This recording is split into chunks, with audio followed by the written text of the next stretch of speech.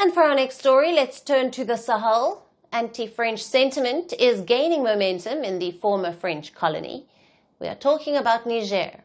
Now, tensions between the two nations have been running high since the junta took over in 2023. Now, the junta is led by General Abdourahmane Tchiani, and he was officially declared the president in March of last year. And it has constantly accused Paris of trying to destabilize the country. And now, one of the members of the junta took things a notch further.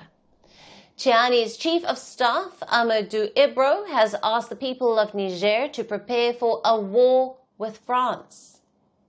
Know this, we are going to enter into war with France. We were not at war. It's now that we're going to war with France. Now, he made these comments at a rally earlier this week.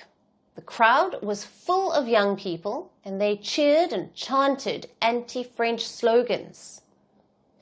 And what has been France's reaction to this? Now, Paris has denied the allegations and has rejected the possibility of French intervention in Niger. The French military has labeled the comments as information warfare. Just last month, the junta chief, Tchiani, had accused President Macron of sponsoring a terrorist attack on an airport in the capital of Niamey. We remind the sponsors of those mercenaries, including Emmanuel Macron, Patrice Talon, and Alyson Ouattara. We have sufficiently heard them bark, and they should now, in turn, be prepared to hear us roar. Now, until the 2023 coup, Niger had remained a key security partner of France and the US. The Western powers had used the African nation as a base to fight against terrorist groups linked to Al-Qaeda and the Islamic State.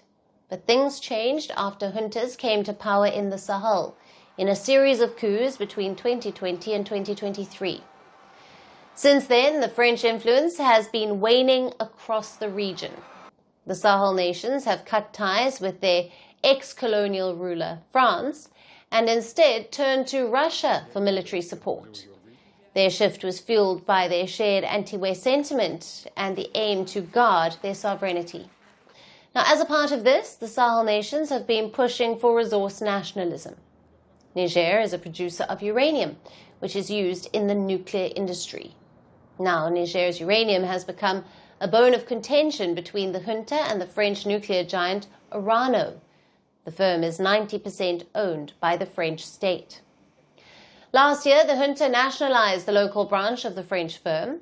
Orano filed a lawsuit against the junta's move, and now the junta has countersued the French firm, accusing it of ecological destruction.